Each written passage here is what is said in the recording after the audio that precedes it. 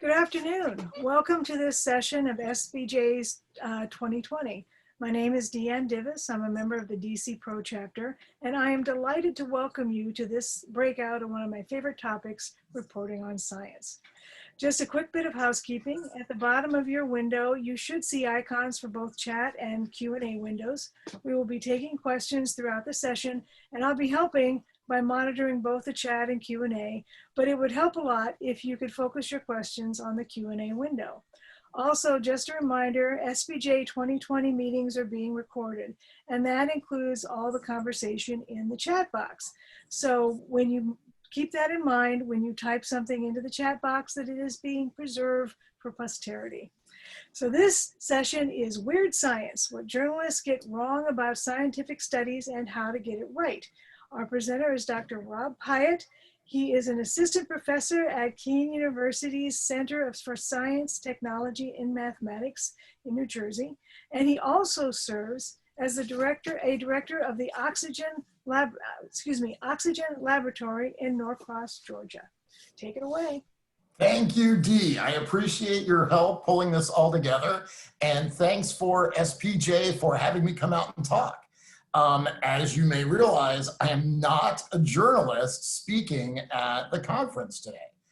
So I'm a little bit of a bird of a different feather, but I am excited to bring my passion for science and science communication to SPJ today.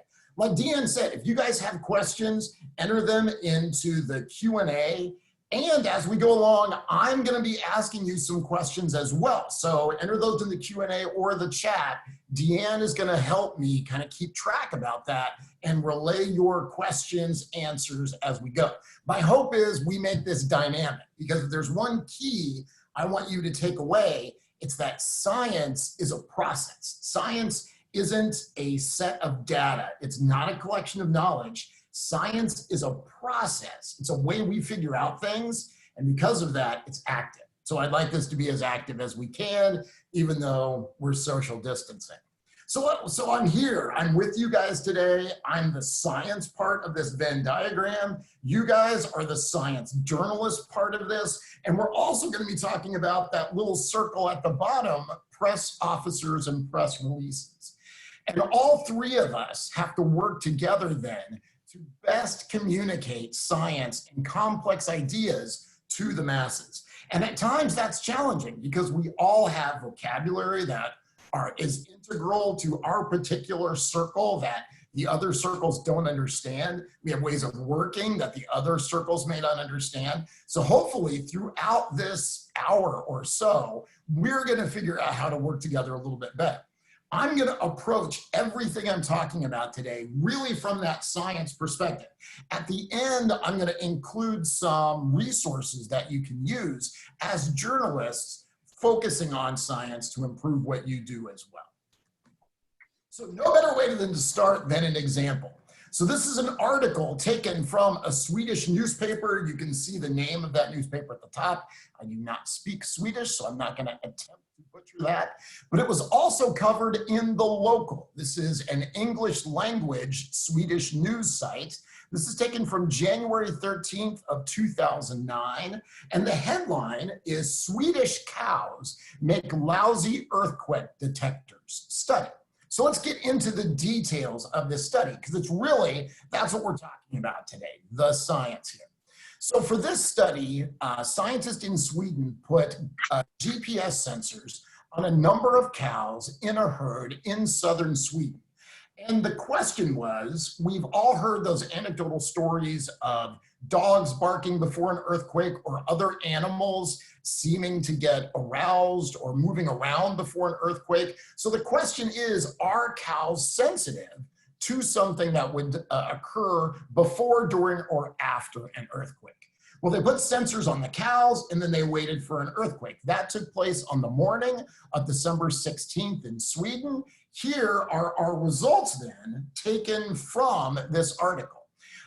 Cows that were in this herd were 5 kilometers from the epicenter. Only 2 of those cows actually stood up either during or a minute before the earthquake. 2 of the cows in the herd were already standing and didn't change their posture during the quake. 2 were lying down before, during, and after the earthquake. They actually never moved.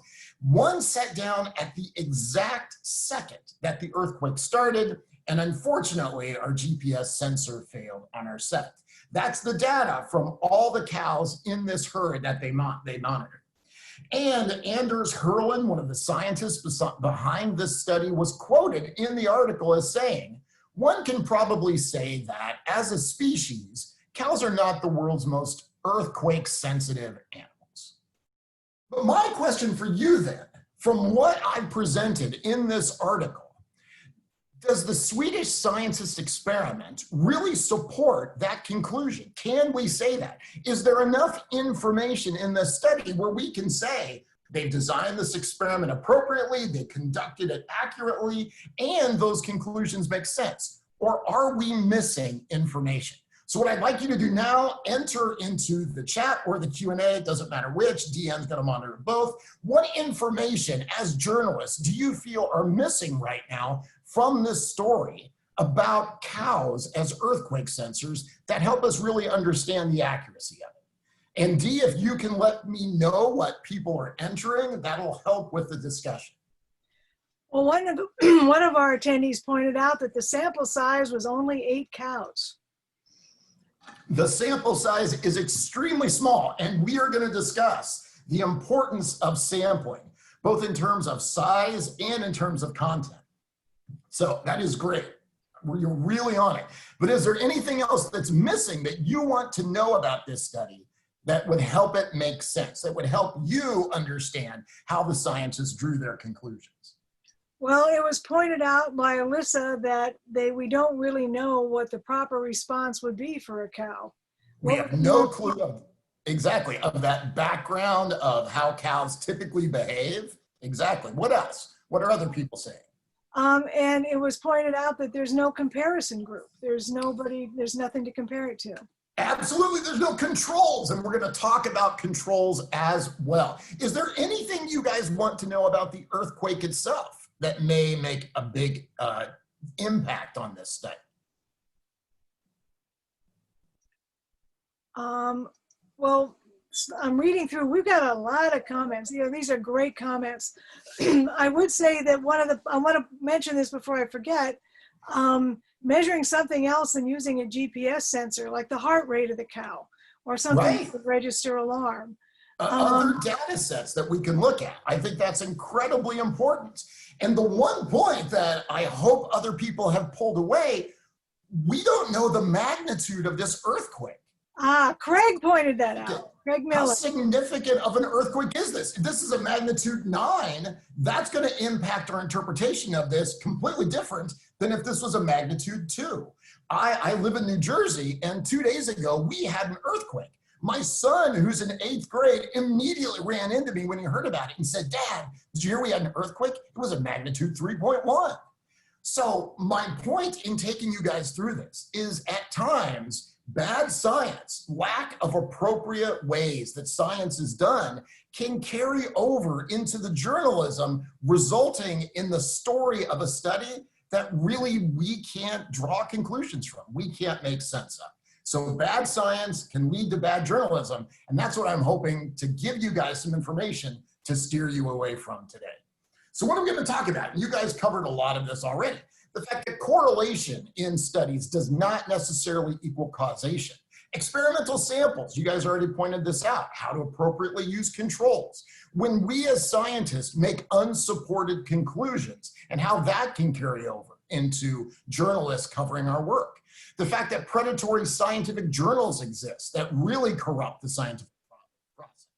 What a press release is and how that can differ from the journalistic and scientific processes. And then I'm going to walk you guys through an example of where bad science has occurred and how it's impacted bad journalism. All right, so let's talk first off about correlation and causation, because these are two important statistical ideas that you really need to understand the science behind them.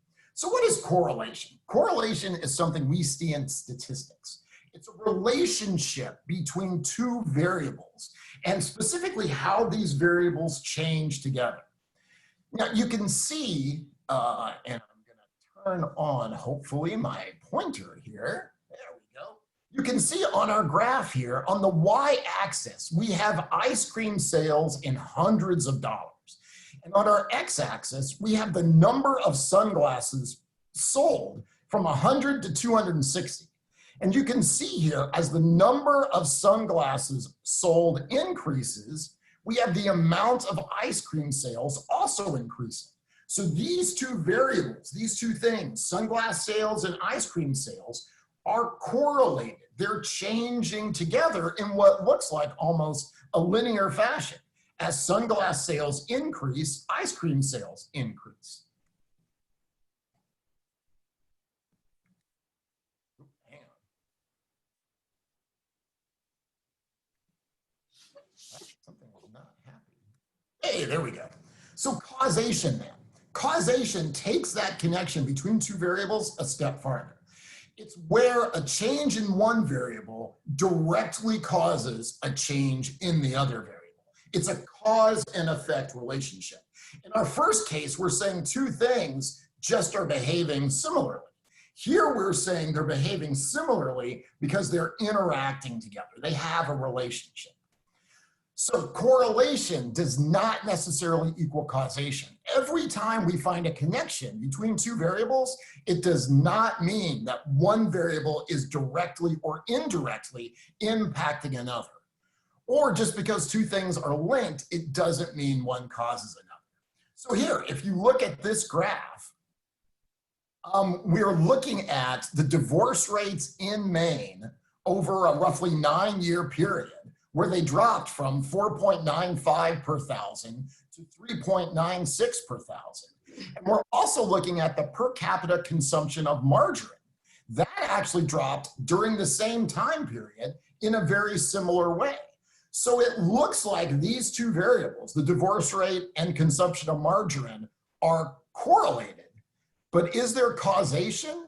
Is our consumption of margarine actually impacting divorces in Maine? Well, probably not. The science here has not been done looking at that association, but you could just begin to question it yourselves. And that's what I want you to take home here, is that when there is a study you see about correlation or causation, think to yourself, is there scientific evidence or is there even plausible logic, just like in that last example, regarding how these two variables are connected, what their relationship is? If it doesn't seem logical, question it. Because that's what we do in science, we question. Are there variables like intermediate variables that could explain that relationship? Are there variables that were unmeasured, that were not included in the study, that could be responsible for that relationship? So just make sure you remember, just because two variables are correlated, look like they are changing together, doesn't mean, are changing together doesn't mean they're correlated. They're not necessarily impacting each other. All right, we mentioned sample size, and you guys brought this up with the earthquake and the cows, and that was great. So with experimental sample size, we're talking about the number of observations or the number of things in our study we're actually looking at, like the cows in that first study. So we have to look at both the size of that sample and the content as well. So this is a study, Honeybee Sting Pain Index by body location. This is a peer-reviewed science publication. It was published in the journal PeerJ. In this study, scientists were looking at if you're stung by one particular type of insect over different portions of your body, like your head, like your chest, like your hands, like your legs, like your feet, is that going to cause different amounts of pain? So is your anatomical location of that sting important in how painful it is? It's a really interesting study, but what's even more interesting was the sample size. And if you can see here that I've highlighted in red, the study rated the painfulness of honeybee stings of one kind of insect over 25 body locations in one subject. So our N here, our group that we're looking at, is only one. Another study looks at drug use patterns at major rock concert events. So they looked at rock concerts over one summer held at Soldier Field in Chicago, And this included, as you can see highlighted there, rock concerts by Pink Floyd, by the Grateful Dead, and by the Rolling Stones. Well, these are three very different rock and roll bands that have very different fan bases that potentially have very different interests in indulging in drugs either before or during their rock events. So that's one complicating factor about their sample size. Also, the number of concerts differed. With Pink Floyd, there was one concert. With Grateful Dead and the Rolling Stones, there were two. They also only looked at people who reported to their medical tent because they felt bad. So we're only looking at one slice of the drug use that's occurring at these events, and it's drug use that's so severe, people get sick and have to seek medical attention. So why does our experimental sample size matter? Well, it influences two statistical properties that are really important in allowing us to analyze and extrapolate from our results. One is the precision of our estimates. And because of that, we want to avoid sampling error. We want to be able to sample to take a slice of our general population that's actually representative of our general population. That way, whatever interesting facts we find about our study slice, we can extrapolate that back to our big overall population. We also have to look at the power of the study to draw conclusions. Power is another statistical idea. It's the probability that if there is a difference, that we can actually find it using a study of that size. So power is really important. Obviously, the bigger your study, the bigger your sample sizes, the more power you have to find a difference that's very, very small. How we actually select our sample can introduce bias, both in if we select too small of a sample and if our sample is biased in some way and doesn't represent that overall population. So it's a large, unbiased sample that allows us the greatest ability to take results, interesting things that we find, and extrapolate them back to our larger population as a whole. So if you're going to conduct a study like this one, published in Psychological Reports in 2009, do women spend more time in the restroom than men?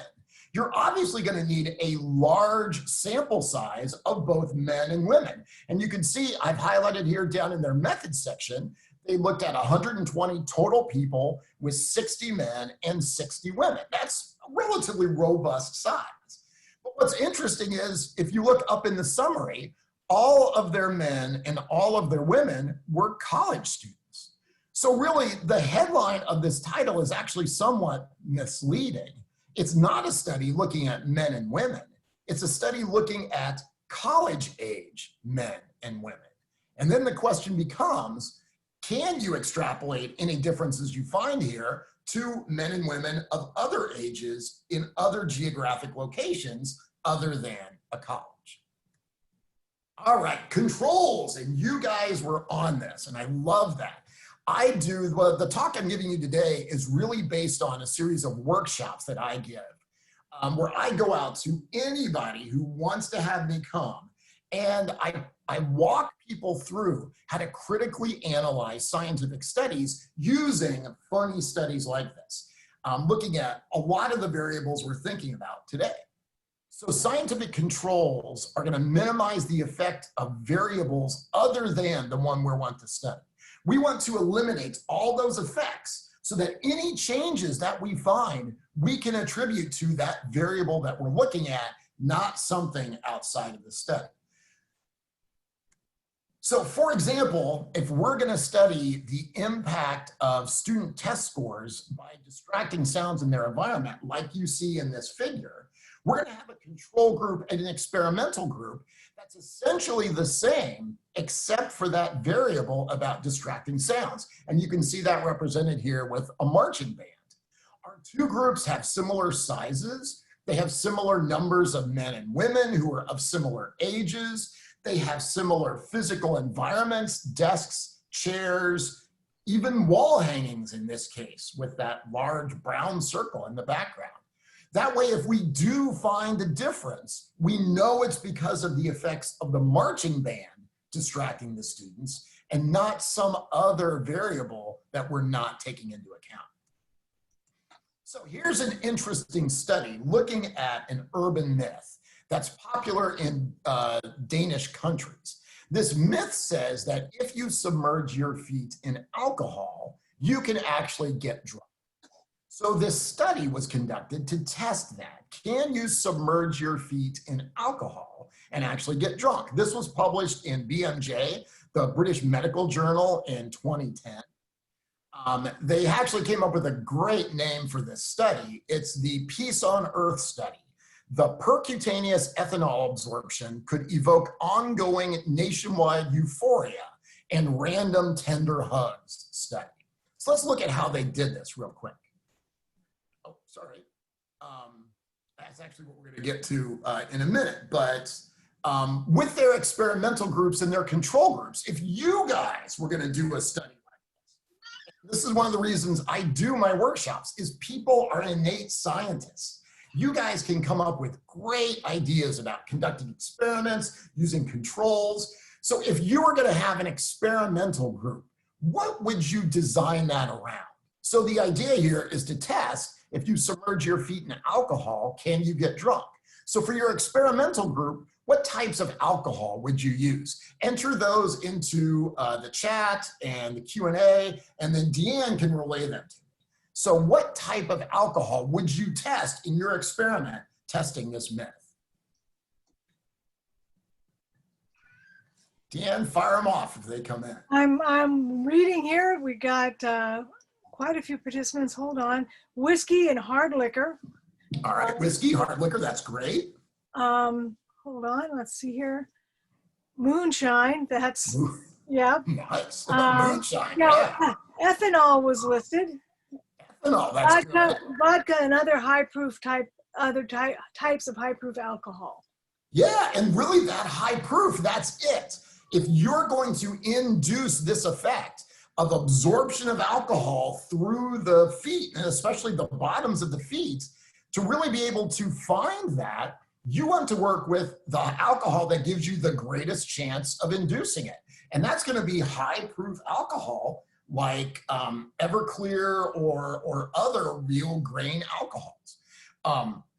Certainly, you could use beer, vodka, you can use multiple different experimental groups, but at least having one that has the highest proof possible gives you the greatest chance of actually inducing that effect. Now, if that's going to be our experimental group, what are we going to use for a control? Enter that in, and then Dee will relay those.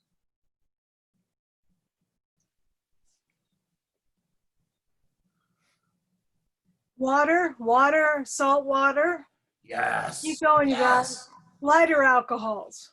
Lighter alcohols, that's interesting, yeah. But yeah, with the water, you want to use a control. You want something that is going to replicate that same experience. So submerging the feet in a liquid, typically using the same volume, but you'll want to use something that doesn't have alcohol. So water, Kool-Aid, Gatorade, there's a ton of stuff out there, but water is definitely the best.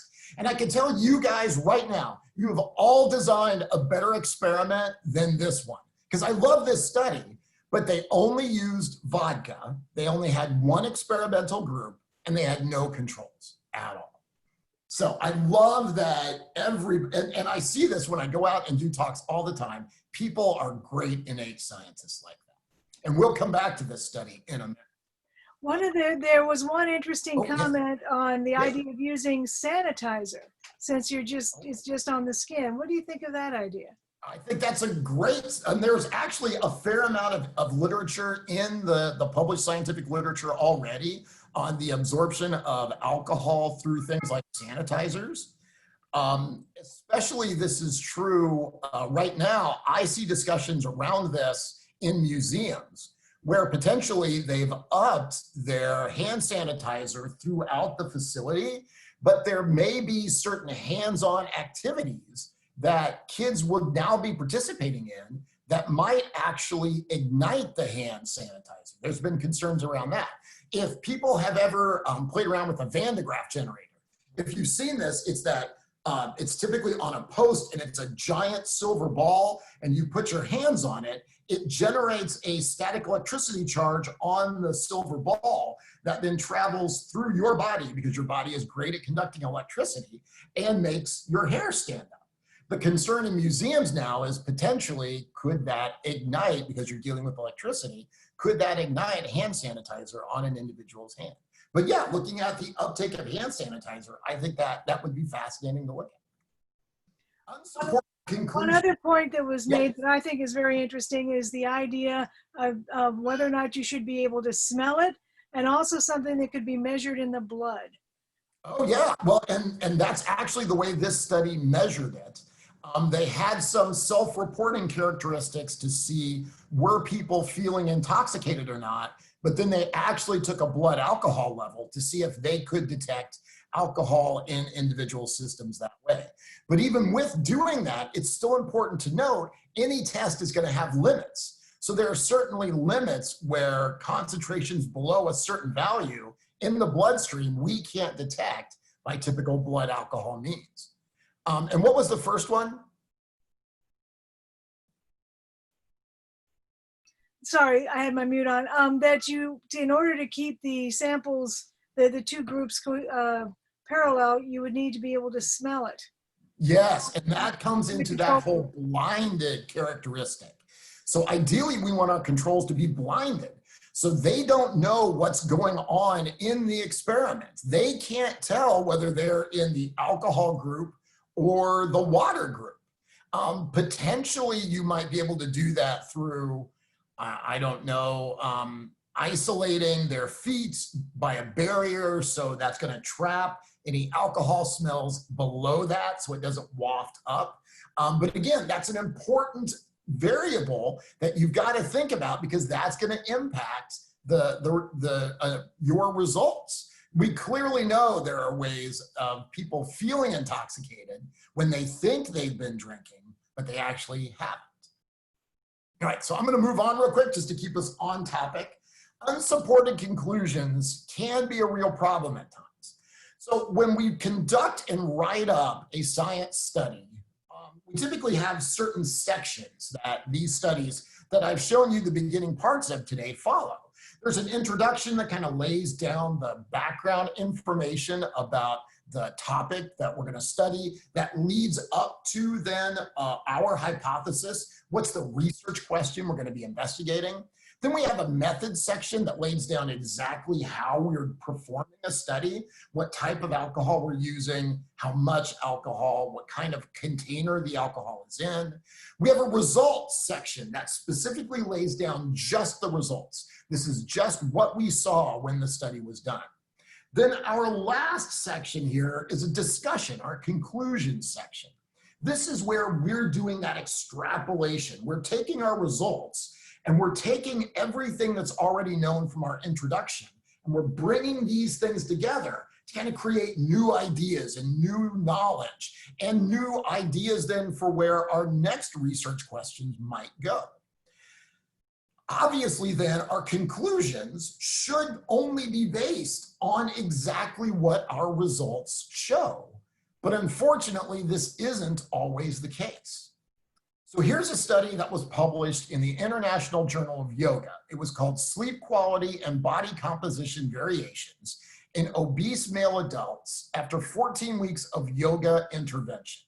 So a little bit about how this study was done. It was a controlled trial and it was randomized. So they took two groups of men, randomly put them into these groups. One group went through a yoga control condition, the other did not. And then they looked at impacts, changes in their sleep schedules and their body composition. So it looked like from the results section that they generally had done the correct analyses, that the outcomes between the treatment and the control groups had been appropriately compared. But what they showed in the results section was essentially no effect, that whether these men were in the yoga group or not, there wasn't significant differences in their sleep patterns or their body composition. But when you get to their conclusion section, that's not what they said.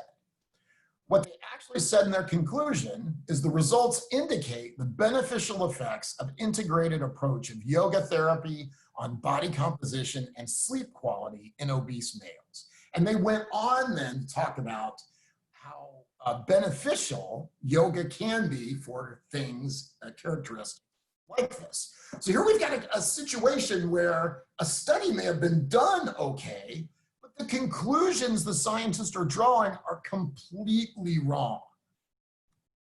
Thankfully, scientists caught on to this and a follow-up was published. And they actually titled this, "The conclusions are unsupported by data, are based on invalid analyses, are incorrect and should be corrected." So they had some issues with the way the study was conducted. But really, what we're mainly focusing on here is the fact that the results said one thing and then their conclusions went directly off the deep end. The problem is, as journalists, if we focus on just that conclusion section, you're going to completely miss out then on those nuances, on the fact that their actual data doesn't support the claims that they're making. Going back then to our study about if submerging your feet in alcohol can get you drunk, this study found no detectable changes in blood alcohol after 180 minutes with feet of 6 subjects submerged in vodka. So they listed a few conclusions, and I want to take you guys through these. One of their conclusions, the Danish urban myth, is just that, a myth. Their second conclusion, driving or leading a vessel with boots full of vodka seems to be safe.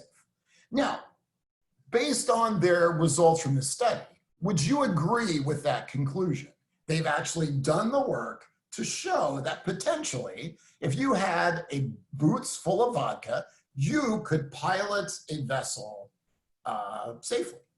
Enter that into the chat or the Q&A. And it just has to be a yes or a no. Do you agree that they've shown that potential?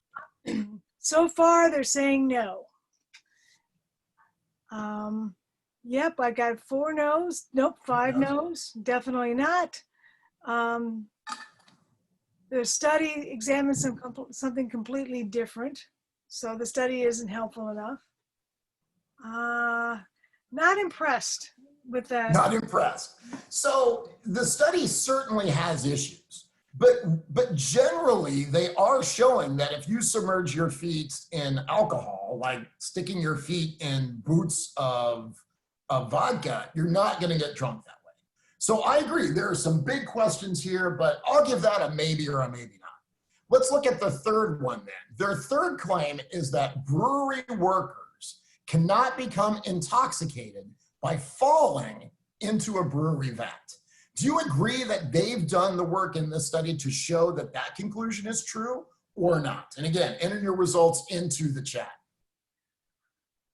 Different issue. One panel said, no, no, no. No again with emphasis. They only tested absorption through the feet, not other body parts. Yes, exactly.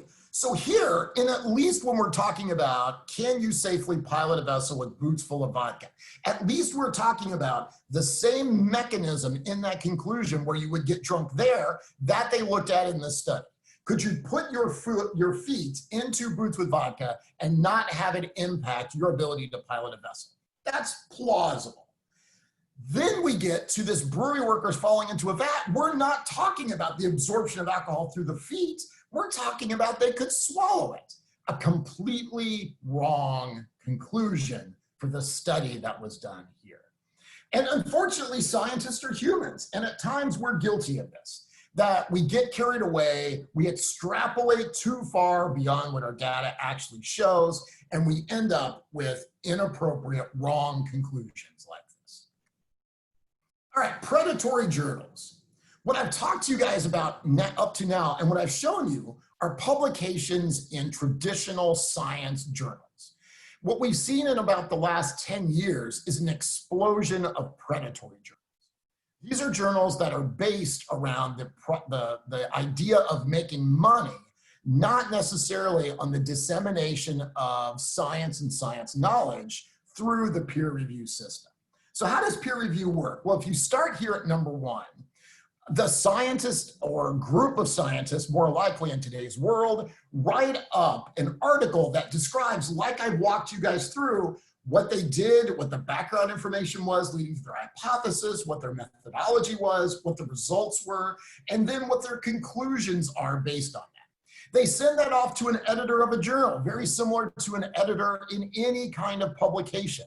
He will then review it, make sure that it fits within the scope of the journal that they publish, the general idea, the general scientific topic. If he thinks it's going to be interesting, if he or she thinks it's going to be interesting to their readers, he then sends it to a group of scientists for the peer review process. This is typically a group of 3 scientists who are also experts in the field in which that study was done. That way they can evaluate all of the different things, all the different parts of that study, all of the different parts that I've walked you through today.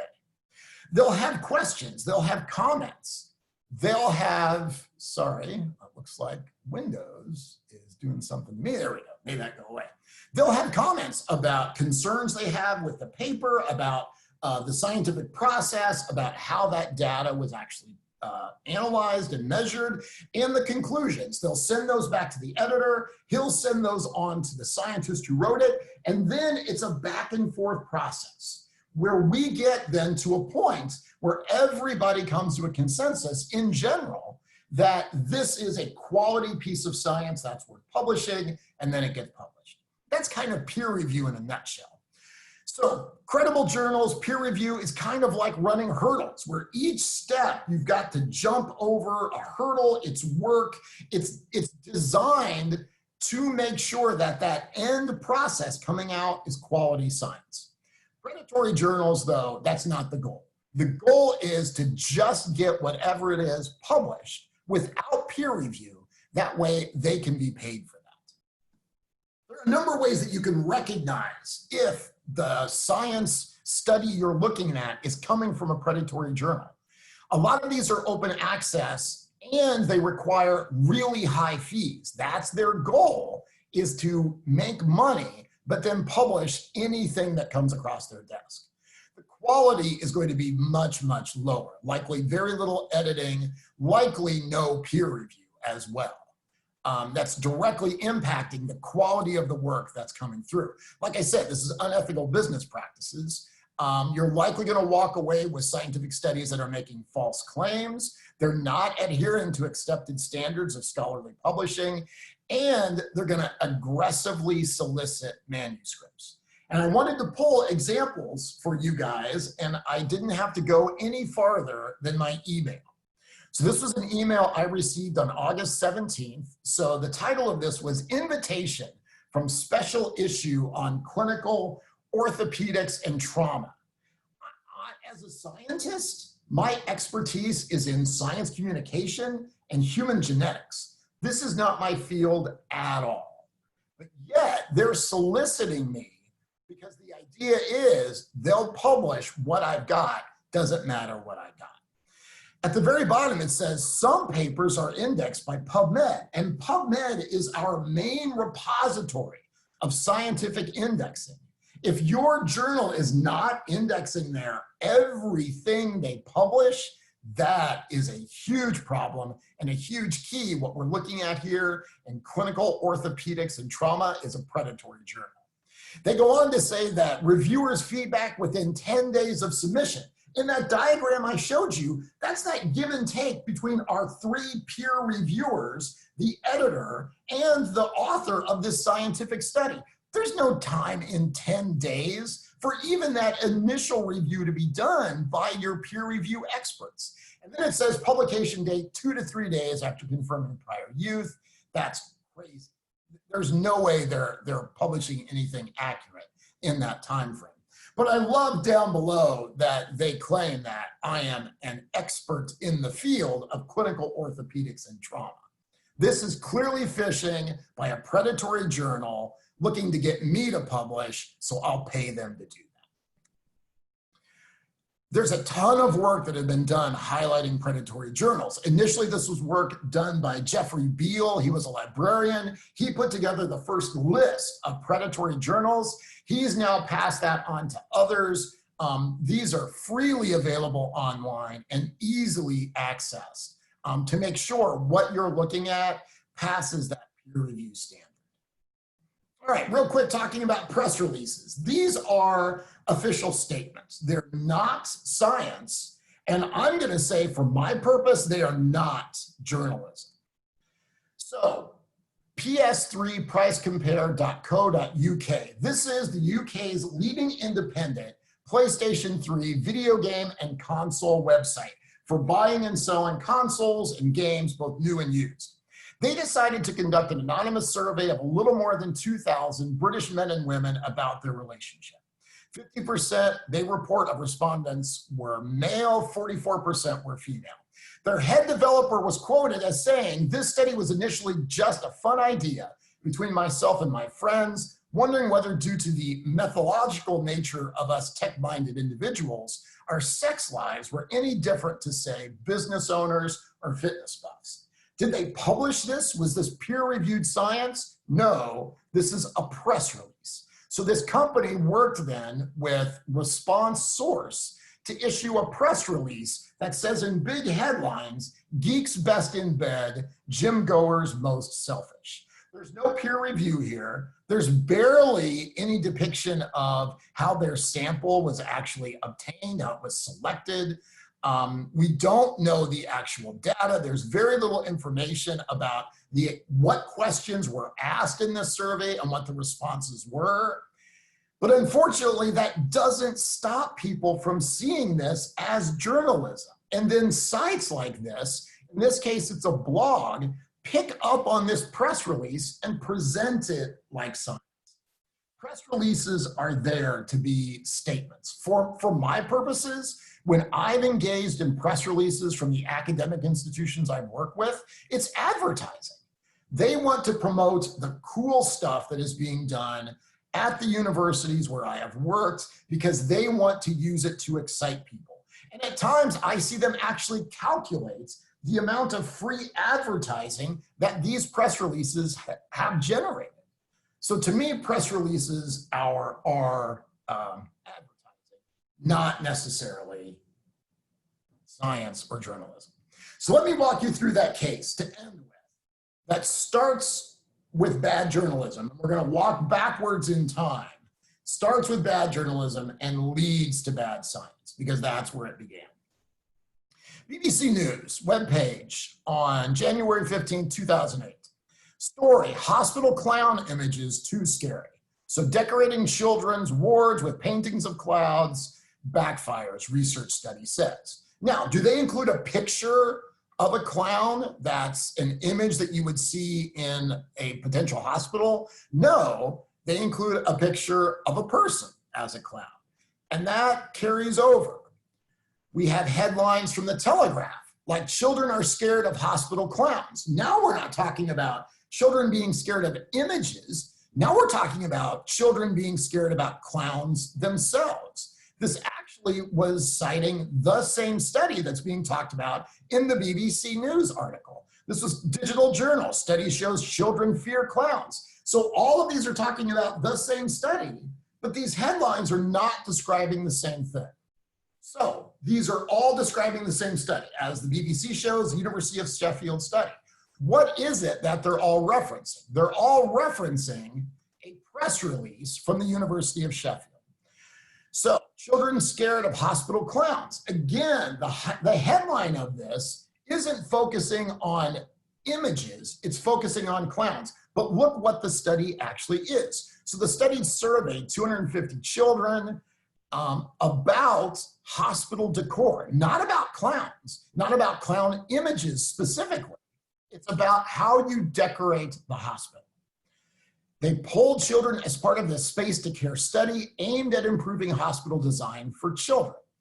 And they found that, and they say in this press release, that kids are afraid of clown images, not hospital clowns as the title of this press release states, but images. In that last line there, it says the findings reported in Nursing Standard magazine highlight the importance of consulting children. All right, so the press release is actually relaying us to what looks like some form of scientific publication. Now, it's a magazine. It's not necessarily a journal, but let's see what that content is. This is it, Nursing Standard magazine. We get this box. It's about half of the page, and this is it. And if you read it, there's really not much more here than what we're seeing in the press release. Again, about 250 children ages 4 to 16 took part in this Space to Care study. And again, look at the headline, no more clowning around, it's too scary. The headline isn't referencing that this study is looking at images, pictures of clowns. The study is suggesting we shouldn't have clowns interacting with kids. It's not peer reviewed. It's been published in a magazine. We have precious little information about how this was conducted. The study was looking at hospital decor. There's barely any information about what part of the study actually focused on clowns. And to continue on with that, I've been digging, and I've dug for a long time to try to pull all this together. This is a summation of the Space to Care study from the University of Sheffield. It's very descriptive. Again, it lacks a lot of the information you want to know, but there is a PowerPoint presentation that at one time was available online. Now, again, this study is on hospital decor in general.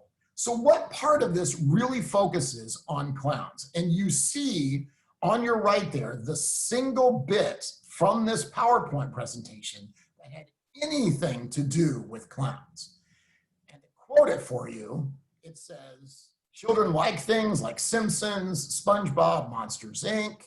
They disliked patterns on the curtains and that third bullet point there, clown motifs, in brackets, cartoons.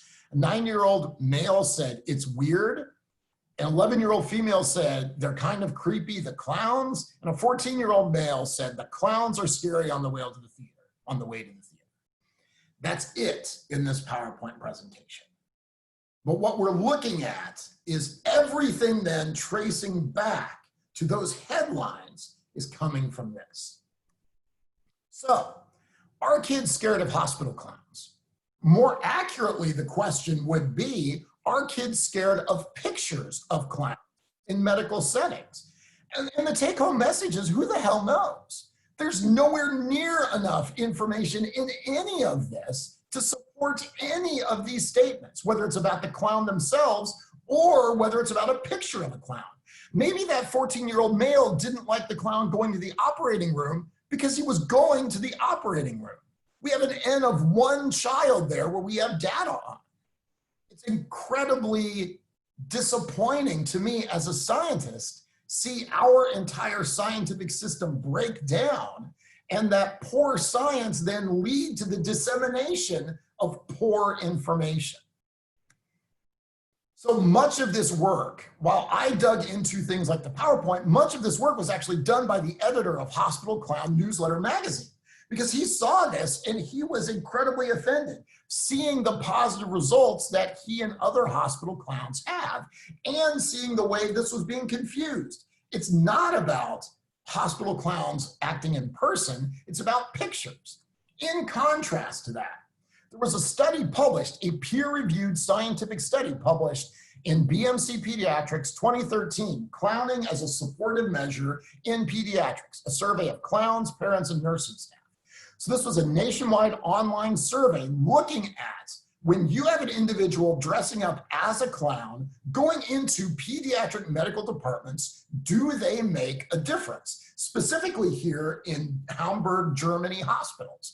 So they surveyed 87 hospital clowns, 37 parents, and 43 hospital staff members. All of that data is presented differently. I'm just going to show you one table that shows you the data from the parents. So they asked them things like, did the presence of a hospital clown boost the mood? Did they allow reassessment of the situation? Did they reduce fears? Did they impact imagination? Were they positive for the healing process? Did they reduce stress or another?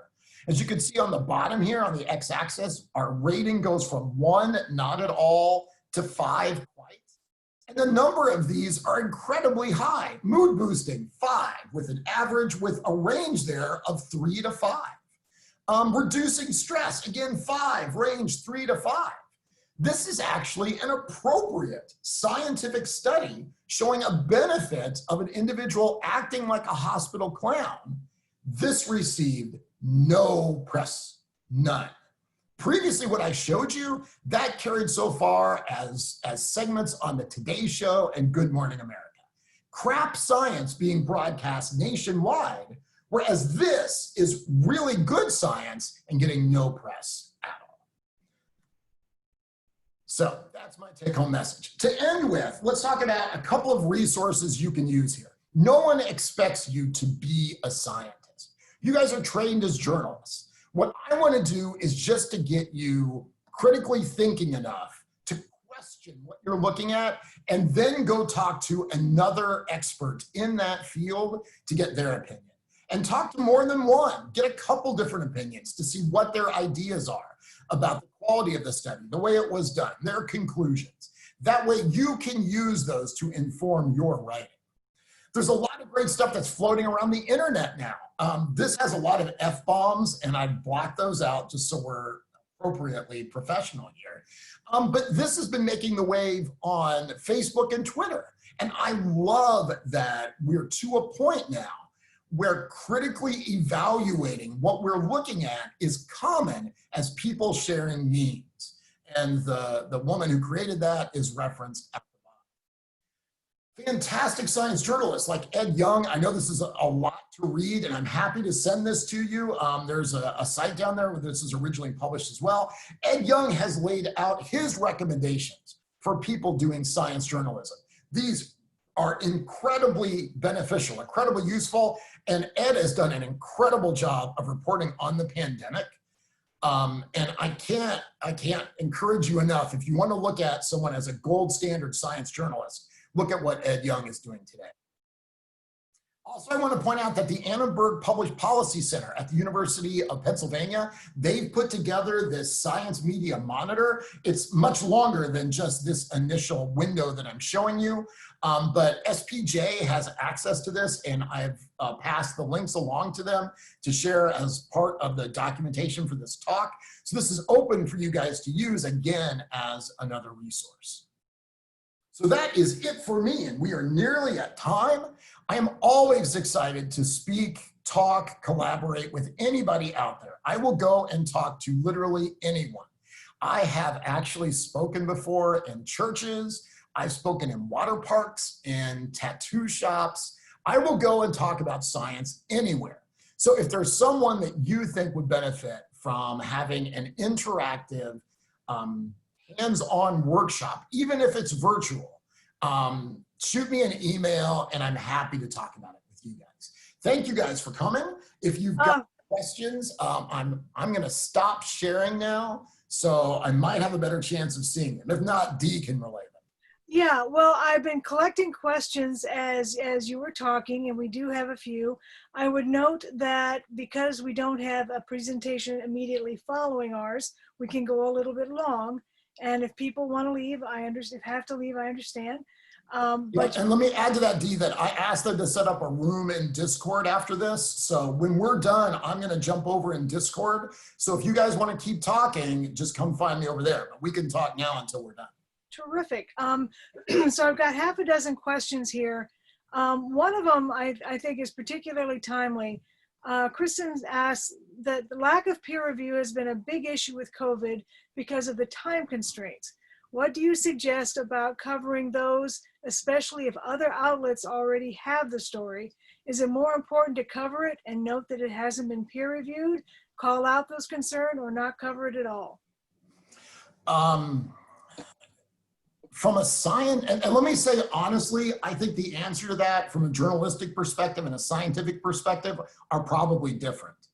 But yeah, I know the COVID RX server right now is a host of a number of scientific studies around COVID that have not been peer reviewed.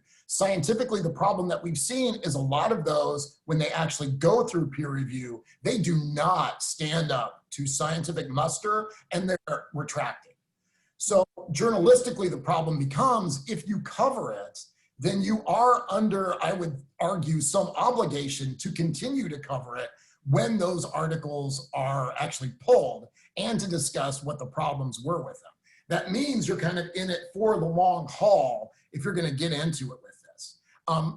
Like they said, you have to immediately state that this has not gone through peer review. The problem is most of the general population doesn't know what that means. They're going to be hooked into whatever exciting headline is put onto it, and they're going to assume whatever the text within the story is actual because it's coming from a scientific study. Scientifically, I don't think any study should be discussed until it's gone through peer review. Now, journalistically, I suspect there's going to be a different answer to that. And I'm going to say I'm not qualified to comment on that. That's going to be something that journalists and their editors have to hash out together. Scientifically, no. Unless something is peer reviewed, you should not be discussing it. It's conjecture at that point. Well, speaking of journalists and their editors, if a study, Marcia has one, if a question, if a study is particularly sexy, weird, good, quote, clickbait, and your editor is pressuring you to do it because everyone else is running it, how do you convince the boss that you must do it right and poke proper holes in it? Oh boy. And again, that's a big journalistic question. And I'm sad to say in that sense, I am not a journalist, but I think for me, it all circles around integrity. If anybody, and I don't care if you're a scientist, I don't care if you're a journalist, if you're going to produce a body of work that you feel good about, even if necessarily the topic of that work isn't your favorite, even if you feel the topic may not warrant your time or your effort, if you can walk away and feel pretty good about that, then I say you've done it appropriately. If you don't feel good about it, if this is something that, may end up, it reminds you of like a National Enquirer article, then I would say it's time to get into it with the boss because you want to walk away with your integrity, whether that's scientific integrity, whether that's journalistic integrity. I'll tell you right now, personally, integrity is one of my soapboxes. That may be because it's everything going on in the world today. But integrity is what it's all about because you want to be able to stand up when you are questioned and say, nah, this is quality work. I put everything I could into this. There may be limitations, but I think she may have I added on to that. I'll have to check. Okay. Let's see. As a former science editor, additional sources, of course, but are you doing your readers a service? Yeah. That's, you don't ever want to give readers incorrect information. Right. So you gotta work it out with the editor. But I think the instinct in the question itself is a very good instinct. Right. How do you do this and do it right? Are there sources, what are suggestions that you have to find interesting science studies that are valid and trustworthy? And this, Kristen uses a lot of Eureka Alert, she said, but she's looking for additional sources. Really going to the journals. If you're on a science beat, my guess is that you're seeped in that topic enough to where you may not know all of the nuances of a scientific article, but you can get the gist of, 50, 60, 70% of it. Journals today will, as soon as they accept an article, they will put up sort of a pre-version, a preprint of that article. So it's sort of a hot topic. That's a great way to go and look at what's new and exciting. The other thing is to look at conferences. So if your beat is genetics, and I'll use genetics because I'm in genetics, look at the main conferences that are both national and international. In my case, that would be things like the American Society of Human Genetics, the European Society of Human Genetics. They have late breaking abstracts and science talks. So these are going to be things, results and discoveries that have just come up. And they're so exciting that the conference really wants to highlight them. Go look at those, because those are going to be topics that are exciting, and those are going to be exciting people who are really innovative in the field. And those would be the people that I think journalists would want to talk to and write stories about. And there's nothing better than being in a conference full of experts asking other experts questions. You just sit there with your tape recorder and your notebook, and it's a smorgasbord of story ideas. Oh yeah, exactly. I love going. I learn so much when I go to conferences, and this is a great example. I mean, I've learned so much today, and there's a session tomorrow on Facebook I really want to attend, because I'm trying to start a research project on Facebook. So I'm interested in the journalistic perspective. Do you think this is a question from Sean, do you think it's unethical to report on a scientific study or report that does not include a way to identify the source article? Oh, yes. If you can't actually get a hold of, so if you're going to do a study on and I think what this question is getting to, are you going to do a study on an article that you can't get a hold of? Yeah, that to me is a no-no. You got to get a hold of that article, and I would say, even if you don't understand all of it, you still have to read through it so that you're educated enough to go and ask experts what their ideas and opinions are about it. And those are going to be both experts who authored the study and independent experts providing their assessment of it. So yeah, what I really, and that's part of like the press release thing. So many press releases are now just copied and passed on as journalism, and we got to get away from that. And advertisement is not journalism. We've got time, I think, for one more quick question. This is a general science question, and asking for your thoughts on involving more non-traditional or non-Western sources and science when conducting research. And he's referring to historical knowledge, indigenous people's, knowledge based on their lore, cultural knowledge, and observations. Yeah, no, and I'll go back to my field of genetics. Genetics has a history of being absolutely terrible about that. The history of genetics research with indigenous populations is abusive, and in a lot of ways has involved us taking both biological and cultural information and not providing anything back. What you need to do is flip the table. It has to be collaborative. It has to be a conversation where everyone sitting around the table is respected and on the same level. It can't be this paternalistic hierarchical organization where we've had in the past, where scientists say, we're the experts and we're knowledgeable, everybody below us is not, so we're going to get to do whatever we want and dominate them.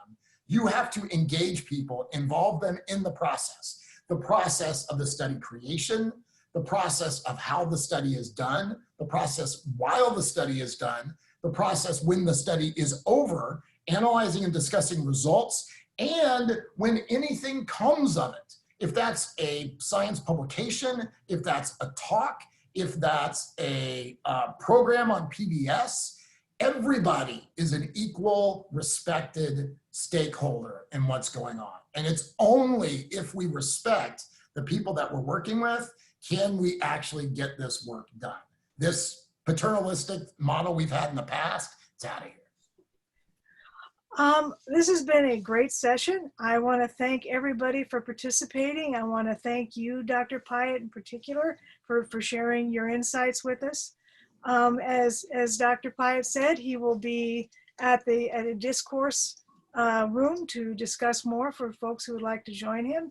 A quick reminder to delegates and those wishing to view the SBJ business session, please follow the link on the conference schedule. It is scheduled for 7 p.m. Eastern tonight.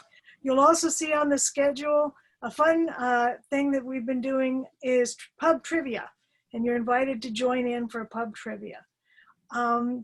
Unless you, Dr. White, do you have any last comments that you'd like to add as we wrap up? No, I'm gonna actually switch rooms. So give me just a minute physically and electronically to get over to Discord, and I'm happy to talk more over there. Dee, thank you a ton for your help, and thanks to SPJ for having me. And thank you, everybody, for attending and participating. You've greatly enriched the entire session. I really appreciate it. All right, everybody have a good night. I'll see you over in Discord.